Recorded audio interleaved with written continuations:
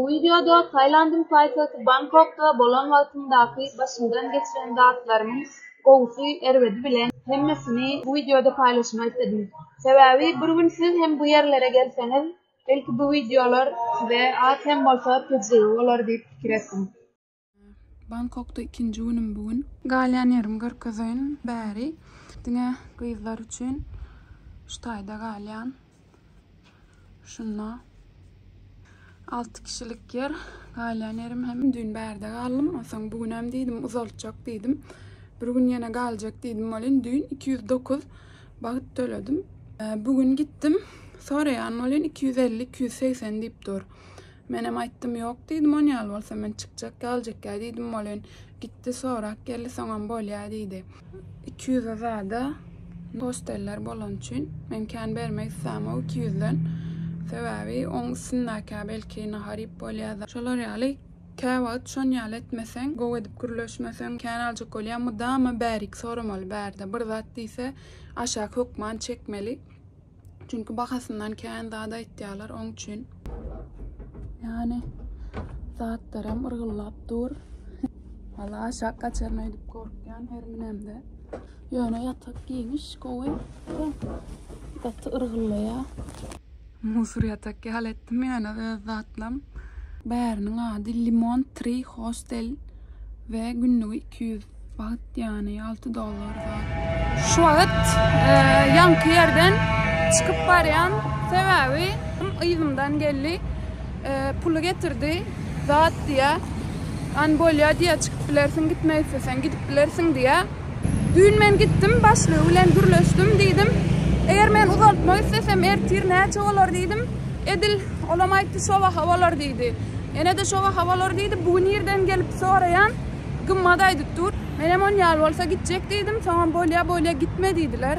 Ondan sonra inni täzeden gelip pulumu alam soňlar bolya gitme deyip alalışan soňlar yine täzeden ýydyna getirip berýärler.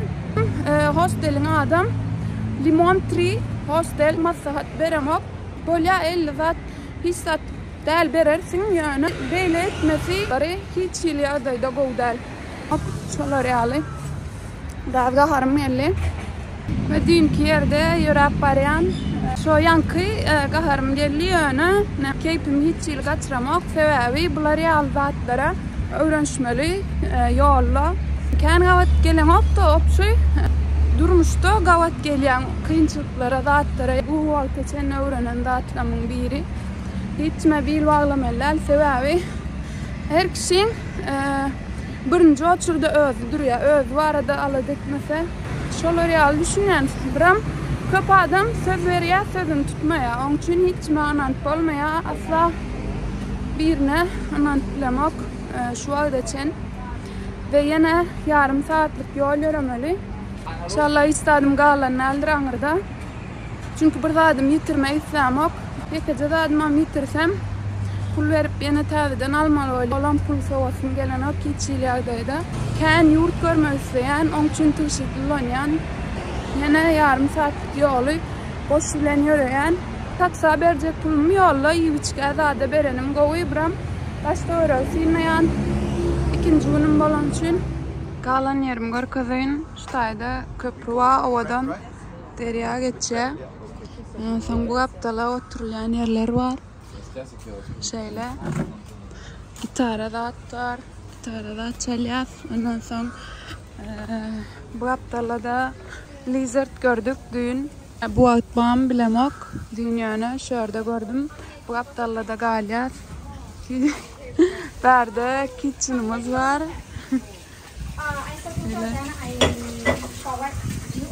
Şöyle YouTube. Selamlar. Evet. 2025 Tayland, Bangkok. Evet. Tayin yıl.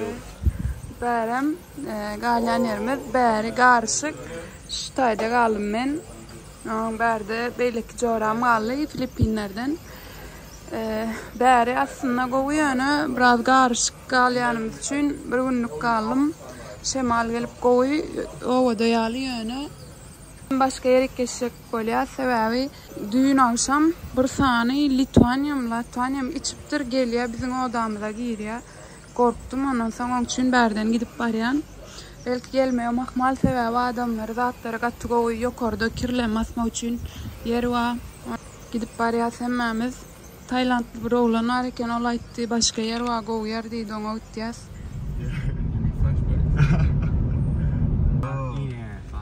That's nice. Nice to taking video.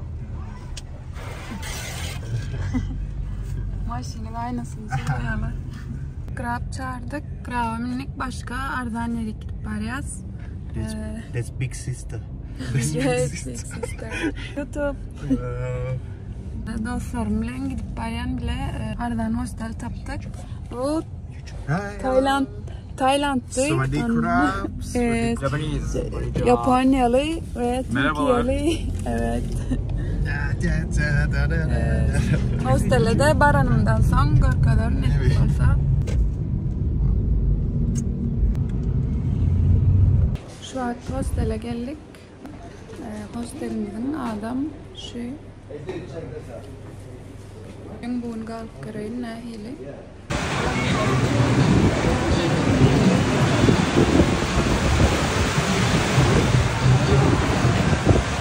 Şu an yine yolda yürüyüp barayan. Katı uzağa gittik bugün. Uzak yerde galyan ekenik. Benim merkeze katı uzak değildim, ayırmağa gittim olan yandan. Bugünüm boşa gitti, bir derek gitti. Ağır yine bugünkü giden yerleri hiç ilha alamadım. Onun için dedim ben berde kalacak geliydim, siz kalın dedim, kaçtım. Günüm boşuna gitti. Yarım saat yol kaldı. Autoda bindim. Kol autodan gittiğin yerime, barimal yerime baranırken yarım saatlik yolu yakınlaştırdı. Pul adam almadı. Başka bir yerine minip düşürdü yol. Ona da karıştım ertireçen gelmeyedi. Yarım saatlik yolu yürüyüp barayan. Tayland'da ben tutuş yürek geçireceği ötken. Sebebi tuktuklarım 200 veya 150 baht diye kımmada ihtiyacım için yürümeye devam. Bugün yağmuruyla hem görüşecektik. Ona da gidebilmedim. Sebebi katı uzağa gittik bugün. Ve yine daracık. Ondan sonra hiçim yok. Korkunç köçelerden yürüyüp barayan. Emişe kovdatlar olacak deyip zat yok. Hazır olmalı. Kulağımız şöhrünü görközüye, şöhrden gitti ya. Yakın ya. Yürek geçirdim tüm Tayland'ı. Yani kıyın. Kıyız olup gezmek kıyınrak biraz. Yani korkyan, özün koruyacak olan bir taraftan hem gezecek olan kıyın. Yani katı kıyın. Misal getirmek isteyen, yapacağı özün gezeyen ve sana biri kömek edecek olan. Oğlan olsan has doğru düşünüp olan. Hakikaten ama sana kömek edecek olan. Yani kıyız olsan o sana nehili yaklaşıyor, onu bilip bilen ok. Yani öz çıkar için kömek etmeyi isteye ya da hakikaten kıyınan yani için kömek etmeyi isteye, onu bilip olan ok. Onun için biraz kıyınrak ve kömek ettiği son sen yüz veren ok olaram az beter bir böyle beter davranıp başlıyor, evet davranıp başlıyor, yüz veren ok o taraftan evet. Şu an kameranı açtım. Vallahi korkuyorum. Şöyle kameranı açayım. Video çekenim bilsinler. Birazdan özümü zaten oyun. Namda.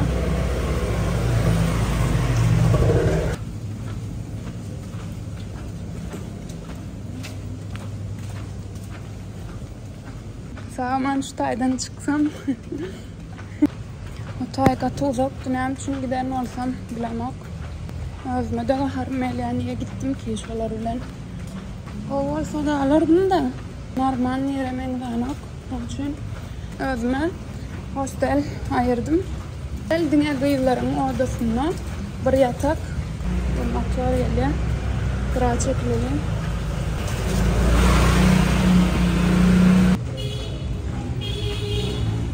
Ve bu köçeden çıktık.